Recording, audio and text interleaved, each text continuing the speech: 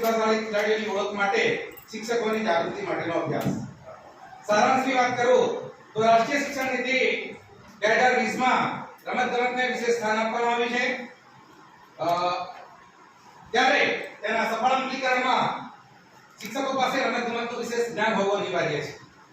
રમતગમત ક્ષેત્રે ઉચ્ચતમ પરિણામો મેળવવા માટે સૌથી મોટી વાત છે ટેલેન્ટ હન્ટિંગ, પ્રતિભા ખોજની. દેશના ખૂણે ખૂણાઓમાંથી આપણે આ પ્રતિભાઓ ઓળખી કાઢવાની. આપણે આ પ્રતિભાઓ ઓળખવામાં ક્યાંક ને ક્યાંક ગુનાઓ કર્યા છે.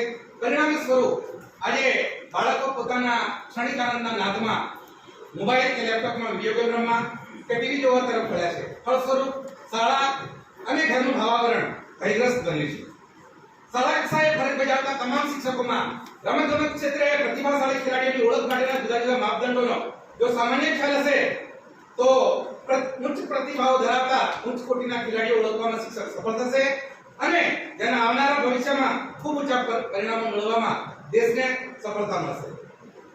હેતુઓની વાત કરીએ તો એનઈપી 2020 ના સફળ અમલીકરણમાં શિક્ષકો માટે રમતગમતની પાયાની બાબતો અંગે વિશેષ જાગૃતિ સંદર્ભે પ્રશ્નાવલીની રચના કરવી. રમતગમત ક્ષેત્રે પ્રતિભાશાળી ખેલાડીઓની ઓળખ માટેની પ્રશ્નાવલી દ્વારા શિક્ષકોના જ્ઞાનની ચકાસણી કરવી.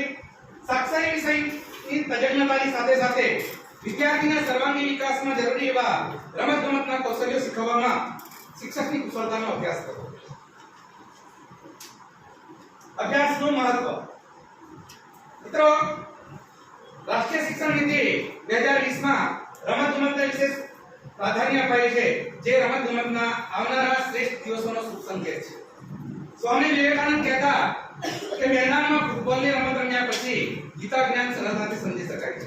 પ્રસ્તુત અભ્યાસ દ્વારા પ્રતિભાશાળી ખેલાડીની ઓળખ માટેના જુદા જુદા માપદંડો, ખેલાડીઓને તાલીમ આપતા જુદા જુદા પ્રશિક્ષણ કેન્દ્રો, ખેલ મહાકુંભ અને દેશને ગૌરવ અપાવનાર ગોલ્ડ મેડલિસ્ટ ખેલાડીઓના અનુસંધાનમાં શિક્ષકોમાં કેટલી જાણકારી છે તે જાણી શકાશે. પારિભાષિક ચાવીરૂપ શબ્દોની પરિભાષા, જેમાં પ્રતિભાશાળી ખેલાડીની વાત કરીએ તો રમતગમત ક્ષેત્રે જુદી જુદી શારીરિક કસોટીઓમાં ઉત્તમ દેખાવ કરીને રમતગમતમાં સફળ થનાર ખેલાડીને પ્રતિભાશાળી ખેલાડી કહેવાય. વ્યાપ વિશ્વ અને નિદર્શ. રાજ્યમાં શિક્ષણાર્થી ધોરણ 1 થી 10 ની તમામ શાળાઓના શિક્ષકો અને મુખ્ય શિક્ષકો. ઉપકરણ mobile, laptop, internet, Google form અને પ્રશ્નાવલી. પદ્ધતિ છે સર્વેક્ષણ પદ્ધતિ.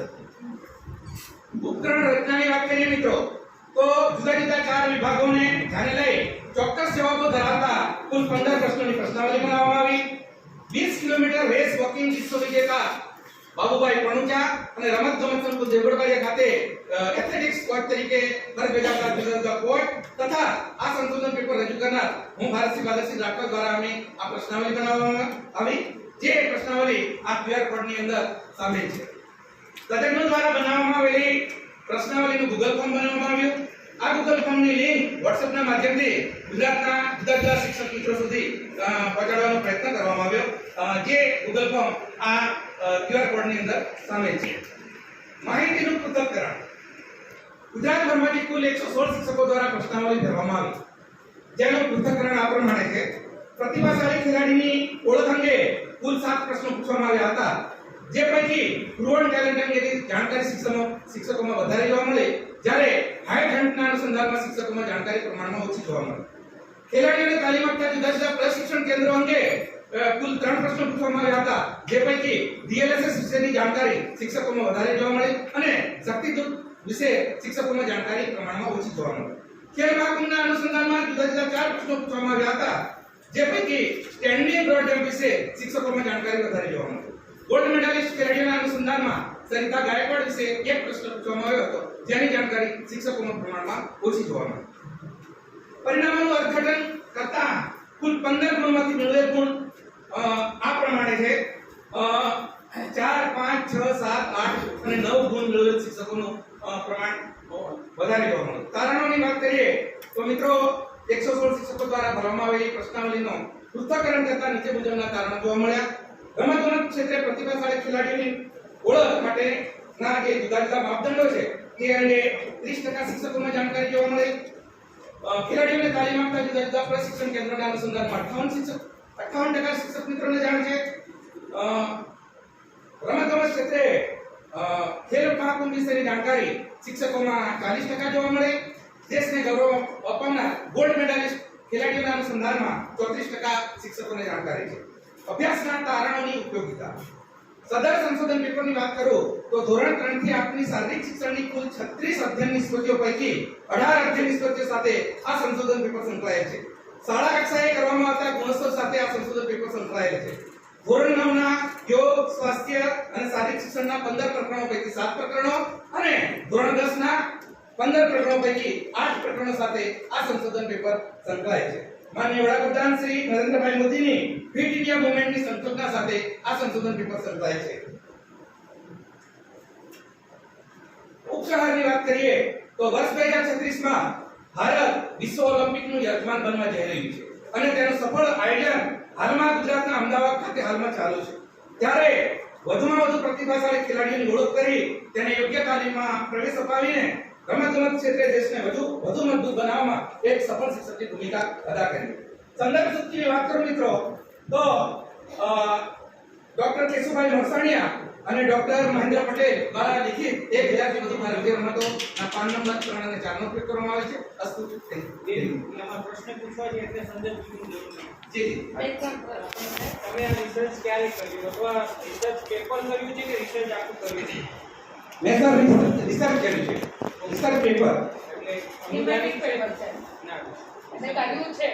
શું આ તમે બાળકો સાથે એપ્લાય ના શિક્ષકો ઉપર કરી છે. હાજી ક્યારે કર્યું છે? સંશોધન પેપરની ડેટા જૂન મહિનાની અંદર પ્રશ્નાવલી બનાવી સર. એ પ્રશ્નાવલી ગુજરાતના જુદા જુદા શિક્ષક મિત્રો સુધી ઓનલાઈન ગૂગલ ફોર્મ બનાવીને પહોંચાડવામાં આવી અને એના જે 116 મિત્રોના પ્રતિભાવ મળ્યા એનું એનાલિસિસ કર્યું. એટલે એ જે 116 ટીચર હતા એ સ્પોર્ટ સાથે સંકળાયેલા હતા કે આ સ્કૂલ સાથે સંકળાયેલા. ના નહીં, અહીંયા સર મારો હેતુ એ છે કે આજે સરકાર મલ્ટીપલ શિક્ષકની જ્યારે વાત કરી રહી છે, મોટાભાગની શાળાઓની અંદર સ્પોર્ટ્સ ટીચર નથી સર. ત્યારે આ રમતગમતના જે પાયાના ખ્યાલો છે, દાખલા તરીકે હું મારી પોતાની વાત કરું, હું પોતે પીટીસી છું સર, પણ આજે વર્લ્ડની યુનિવર્સિટી રમતો ચીન ખાતે રમાય છે. ત્યારે હાલમાં એક વિદ્યાર્થી ગુજરાતની કે મારી વિદ્યાર્થીની હાલમાં ચીનમાં રમી રહી છે. તમને આ રીતે લેખન કર્યું હાજી સર. એ કોણે ગાઈડ કરી કે તમને ખ્યાલ હતો? હા સર, એ જો 20 kilometre race walking Shri Babubhai Pranucha. હું રિસર્ચ પેપરની લેખન તમે કહ્યું એની સાથે કોઈ બહુ સરસ કર્યું છે જી અને આ રીતે જે લખ્યું છે હાજી સર. એમાં કોઈ ગાઈડ કરી કે હા ગાઈડ કરી sir. Arts and commerce college દેવગઢબારિયાના રમતગમત વિષયના એક પ્રોફેસર છે, જે ડોક્ટર છે, ડોક્ટર રણજીતસિંહ રાઠોડ, એમનું માર્ગદર્શન લીધું છે સર. વ્યવસ્થિત લખેલ છે. જી સર, થેન્ક યુ સર. આમાં એક બીજું તમે બેઝન ટેલેન્ટનો ઉપયોગ કર્યો છે. હાજી એક તો છે પ્રૂવન ટેલેન્ટ હાજી અને બીજો શબ્દ છે હાઈટ હાઈટ હાજી. એ બંને શું છે?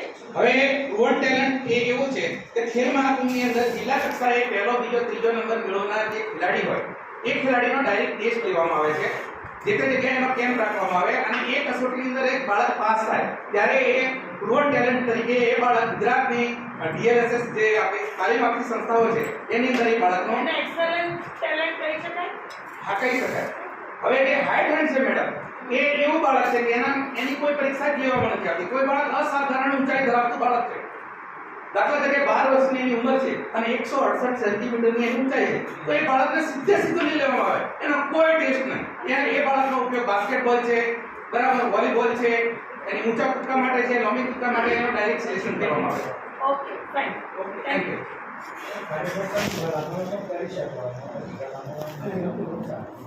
બીજું આપની શાળાએ આ તમે લાગુ પાડી છો ખરું અથવા તો પરિણામો મળ્યા છે ખરા? હા સર, મારી શાળાની અંદર મેં સર આ રિસર્ચ પેપરને લાગુ પાડ્યું છે. હું સર મેડમ ખેલ મહાકુંભ 2019 ની અંદર મારી 1 થી 5 ની સ્કૂલ છે, 84 બાળકો છે. સમગ્ર ગુજરાતની અંદર સ્ટેન્ડિંગ બ્રોડ જમ્પની અંદર ખેલ મહાકુંભની અંદર 4 ગોલ્ડ મેડલ છે સમગ્ર ગુજરાતમાં. હું પોતે પીટીસી છું, બરાબર, પણ આજે મારા હાથ નીચે 60 જેટલા રાષ્ટ્રીય લેવલ સુધી ખેલાડીઓ ગયા છે, 60 જેટલા ખેલાડીઓ નેશનલ રમ્યા છે, જેમાંથી કબડ્ડીની અંદર 3 ખેલાડીઓ ઓલ ઇન્ડિયા ચેમ્પિયન છે, ઓલ ઇન્ડિયા ગોલ્ડ મેડલિસ્ટ. આજે પણ મારી એક દીકરી ચીન ખાતે રમવા ગઈ છે ભારતનું નેતૃત્વ લઈને. ગુજરાતમાંથી 3 દીકરીઓની પસંદગી થઈ છે, એમાંની એક દીકરી મારી છે. એક દીકરી આજે ચીન ખાતે રમી રહી છે હાલમાં. આજે આપ શેના માસ્ટરમાઇન્ડ છો? આપની પોટેન્શિયાલિટી કઈ રમતમાં છે? કબડ્ડી. પણ હું અત્યારે મારું કાર્યક્ષેત્ર ખૂબ નાની સ્કૂલ ખોલું છે. 1 થી 5 ની સ્કૂલ છે. મારે રમતગમતના શોખને ડાયવર્ટ કરવા માટે શું કરવું જોઈએ? પહેલા તો હું બીઆરસી હતો, એટલે મારા જાતની અંદર મોડલ સ્કૂલ હતી. મોડલ સ્કૂલ હતી એટલે મારી પાસે આખો તાલુકો હતો, એટલે હું સ્પોર્ટ્સને આખા તાલુકામાં કરી શકતો હતો. પણ અત્યારે તો મારી પાસે નાનો માસ છે, એટલે હવે નાના બાળકોની જે 11 વર્ષથી નીચેની જે ગેમ છે, એ 11 વર્ષથી નીચેની ગેમની અંદર આજે મારી શાળાના 4 ગોલ્ડ મેડલ છે.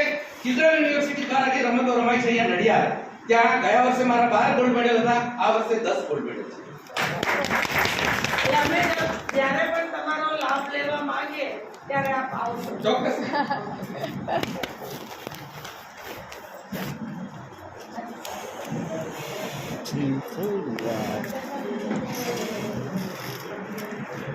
ચલો નેક્સ્ટ. મહેન્દ્રભાઈ તૈયાર છે.